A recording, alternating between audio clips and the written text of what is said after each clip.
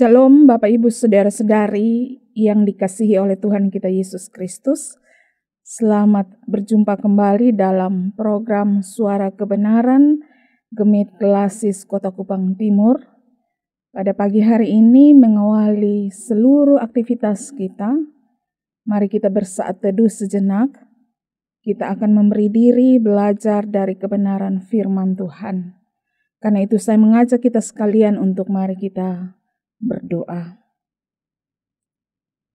Syukur kepadamu ya Tuhan yang memberi hidup melalui hari ini dan segala berkat yang menyertai kami Tuhan dalam melaksanakan seluruh aktivitas kami pada hari ini.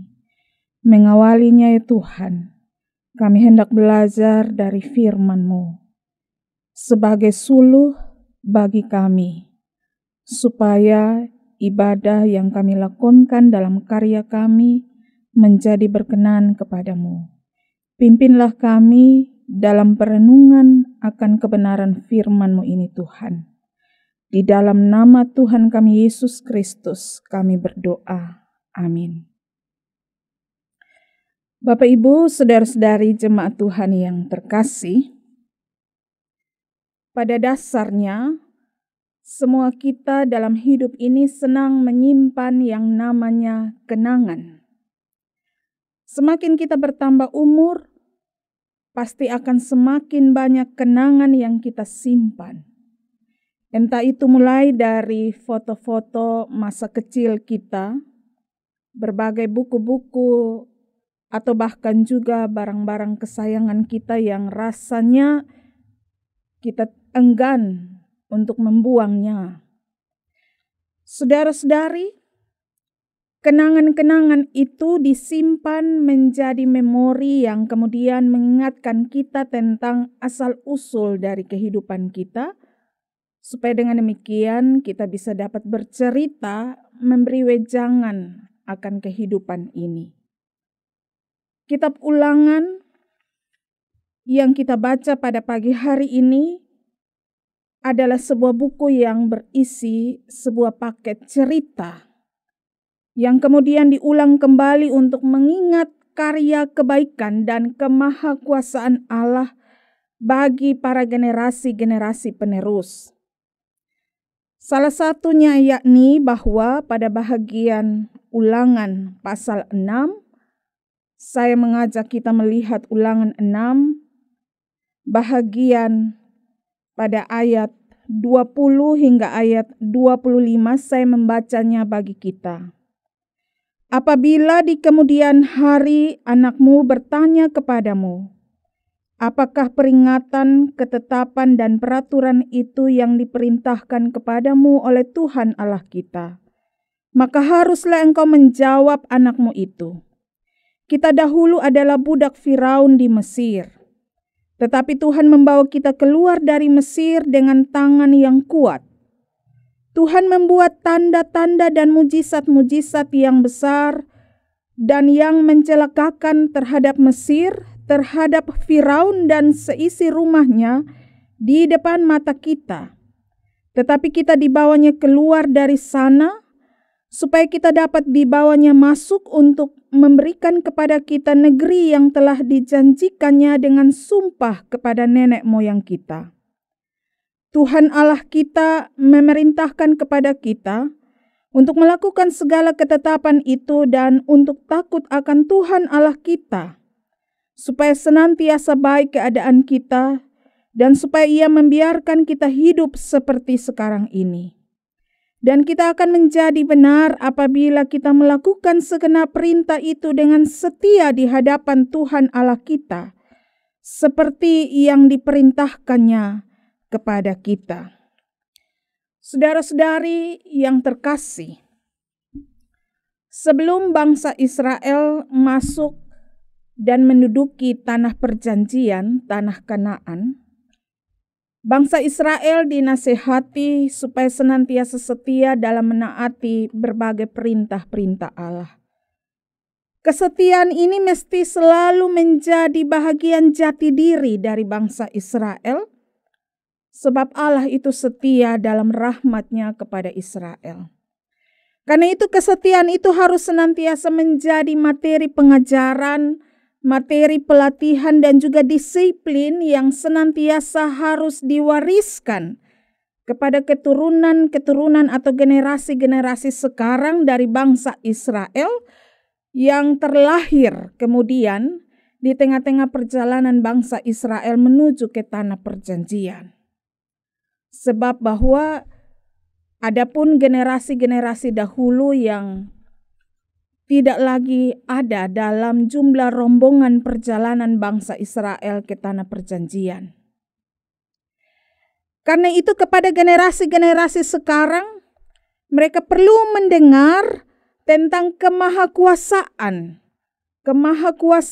dan kebesaran Tuhan dan mempercayainya.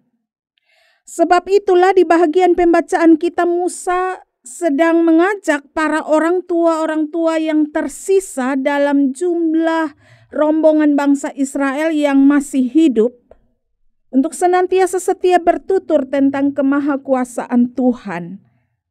Dimulai dari apa yang pernah dialami di waktu dahulu kala, baik itu oleh para leluhur mereka yang sudah tiada, maupun juga terhadap apa yang mereka alami sekarang ini.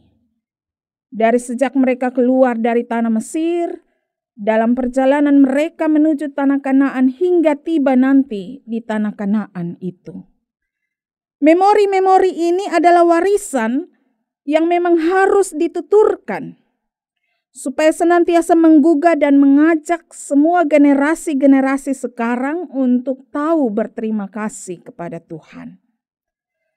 Bapak, Ibu, saudara-saudari, sebab itulah tema perenungan kita pada saat teduh ini berbicara tentang mengatakan terima kasih.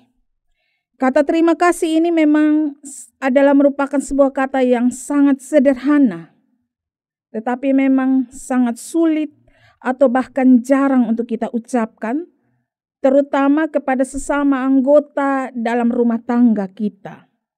Baik itu suami kepada istri misalnya, atau sebaliknya istri kepada suami. Atau bahkan orang tua kepada anak, dan sebaliknya anak-anak kepada orang tua.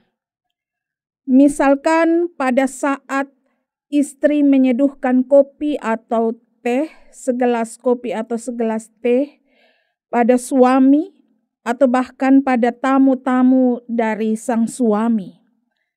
Patutlah sebagai seorang suami kita senantiasa menyatakan ucapan terima kasih kita.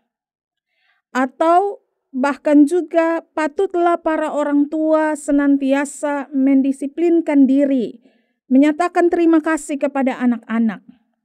Semisalnya dalam tindakan-tindakan yang sederhana, mengambilkan pulpen yang jatuh dari meja, atau bahkan juga dalam kegiatan-kegiatan dan perlakuan-perlakuan yang sederhana.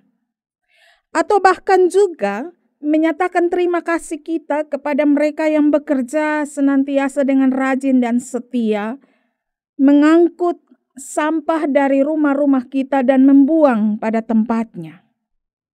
Saudara-saudari, memang seringkali kita berpikir bahwa oleh karena kita sering membayar retribusi sampah, maka kita tidak perlu untuk menyatakan terima kasih kita kepada mereka yang telah bekerja menolong kita dalam perkara-perkara yang sederhana sekalipun.